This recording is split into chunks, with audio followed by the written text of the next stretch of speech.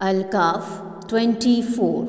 أعوذ بالله من الشيطان الرجيم. إلا أن يشاء الله واذكر ربك إذا نسيت وقل عسى أن يهديني ربي لأقرب من هذا رشدا. مگر ان یہ کہ یشاء اللہ چاہے اللہ تعالی، وذکر اور یاد کیجئے، ربک اپنے رب کو، اذا جب، نسیت بھول جائیں آپ، وقل اور کہہ دیجئے، عسیٰ امید ہے، ان کہ یہدینی رہنمائی کرے گا میری، ربی میرا رب، لِأَقْرَبَ قریب تر کی، من ھذا اس سے، رشدا بھلائی، رشد، مگر ساتھ ہی انشاءاللہ کہہ لینا، اور جب بھی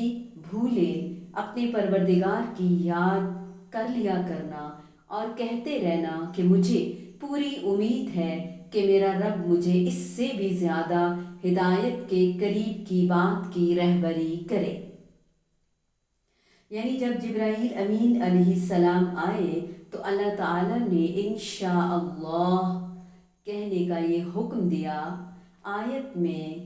غدن سے مراد کل یعنی مستقبل، جب بھی مستقبل قریب یا بعید میں کوئی کام کرنے کا عزم کرو تو انشاءاللہ ضرور کہا کرو، کیونکہ انسان کو تو پتہ نہیں کہ وہ جس بات کا عزم ظاہر کر رہا ہے اس کی توفیق بھی اسے اللہ تعالیٰ کی مشیت سے ملنی ہے یا نہیں۔ یعنی اگر کلام یا وعدہ کرتے وقت انشاءاللہ کہنا بھول جاؤ تو جس وقت بھی یاد آ جائے انشاءاللہ کہہ لو۔ یا پھر رب کو یاد کرنے کا مطلب اس کی تسبیح اور تحمید اور اس سے استغفار ہے۔ یعنی جس کا عزم میں ظاہر کر رہا ہوں ممکن ہے اللہ تعالیٰ اس سے زیادہ بہتر اور مفید کلام کی طرف میری رہبری فرما دے۔ تو اہم ہدایت ہمارے لیے یہاں کیا ہے کہ کسی بات کے بارے میں یہ نہیں کہنا چاہیے کہ میں ضرور کر دوں گا، الا یہ کہ انسان انشاءاللہ کہے، کیونکہ کوئی بھی چیز انسان کے بس میں نہیں، سب کچھ اللہ تعالیٰ ہی کرتا ہے جو بھی کرتا ہے، تو انشاءاللہ کہنا بہت ضروری ہے۔ ایک انٹرسٹنگ سٹوری ہم نے بچپن میں پڑھی تھی، شاید آپ نے بھی پڑھی ہو، کہ ایک انسان بازار سے کچھ لینے جا رہا تھا تو پوچھا کسی نے کہ بھئی کہاں جا رہے ہو، کیا لینے جا رہے ہو؟ اس نے کہا میں بازار جا رہا ہوں اور یہ لینے جا رہا ہوں۔ تو اس نے کہا اگر آپ انشاءاللہ کہہ دیتے تو زیادہ اچھا تھا، اتنی یقینی بات مستقبل کے بارے میں ہمیں نہیں ہو سکتی، کیونکہ غیب کا علم صرف اللہ کے بارے میں ہے، آنے والے پل میں کیا ہونے والا ہے ہمیں کچھ علم نہیں۔ اس نے کہا کہ ہاں لیکن میں انشاءاللہ بھی کہنے کی کوئی خاص وجہ نہیں ہے، نعوذ باللہ، بس پیسے میری جیب میں ہیں اور بازار اور دکانیں چیزوں سے بھری ہوئی ہیں، میں جاؤں گا اور لے آؤں گا۔ بات تو اس کی اپنی جگہ بجا ہے، لیکن اللہ کی قدرت اپنی جگہ حق ہے اور حقیقت ہے۔ اللہ پاک کی کرنی ایسی ہوئی کہ وہ گیا تو صحیح لینے کے لیے، لیکن کہیں بھاؤ تاؤ نہیں بنا، کہیں جو چیز پسند آئی وہ کسی اور نے لے لی، کہیں چیز کی کوالٹی نہیں تھی، کہیں چیز کی شارٹیج تھی، کہیں دکانیں بند ملیں، اینی ہاؤ اسے چیز نہ ملی، بڑا گھبرایا، پریشان ہوا اور اسے وہ بات یاد آ گئی انشاءاللہ والی، واپس آ گیا ناکام، حالانکہ پیسے اس کے پاس تھے اور چیزیں بھی دکان میں تھی لیکن وہ لے نہیں سکا۔ اس سے جو بندہ ملتا پوچھتا ہاں بھئی آپ کہاں گئے تھے، کہتا ہے انشاءاللہ میں بازار جا رہا تھا، انشاءاللہ میرا یہ ارادہ تھا، انشاءاللہ، پھر تو وہ دودھ کا جلا چھاچھ بھی پھونک پھونک کر پیتا ہے، پھر تو وہ ہر بات پہ انشاءاللہ کہنے لگا۔ کیا ہمیں اللہ تعالیٰ کوئی ٹھوکر دیں گے، لگائیں گے، اللہ تعالیٰ ہم سے ناراض ہوں گے تو ہم ان باتوں پہ عمل کریں گے؟ یا اللہ کی ہر بات جب اللہ نے قرآن میں کہہ دیا اور بتا دیا تو ہمارے لیے کافی ہونی چاہیے۔ تو اس آیت کا مشہور قول ہے، معنی ہے کہ کسی کام کے متعلق یہ نہیں کہنا چاہیے کہ میں کل یہ کام کرنے والا ہوں، اس کے ساتھ انشاءاللہ ضرور کہنا چاہیے، کیونکہ اللہ تعالیٰ نے چاہا تو کام ہوگا ورنہ کام نہیں ہوگا۔ اس کی مثال سلیمان علیہ السلام کا واقعہ بھی ہے۔ انہوں نے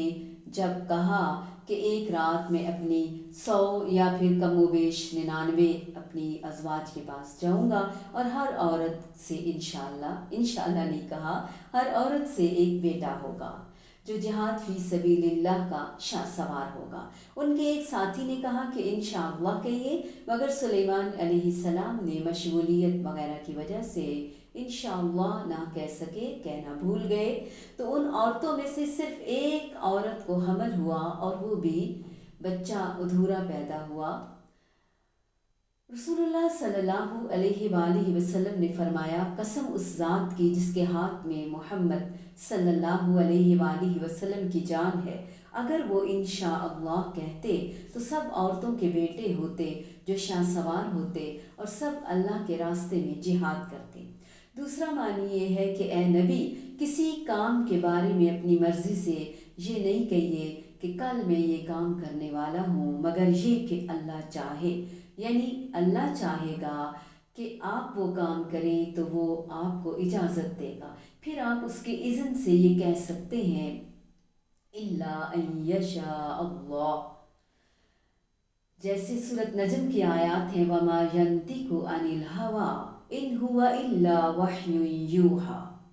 واذکر ربک اذا نسیت، جب بھول جائیں تو یاد آنے پر انشاءاللہ کہہ لیں، یاد رہے کہ قسم کے ساتھ انشاءاللہ کہہ لیں تو قسم پوری نہ کرنے پر کوئی کفارہ نہیں۔ بعض لوگ کہتے ہیں کہ اگر قسم سے متصل انشاءاللہ نہ کہے تو اس کا اعتبار نہیں ہوگا، مگر یہ آیت دلیل ہے کہ اس کا ارادہ انشاءاللہ کہنے کا تھا مگر بھول کر نہیں کہہ سکا اور یاد آتے ہی اس نے کہہ لیا۔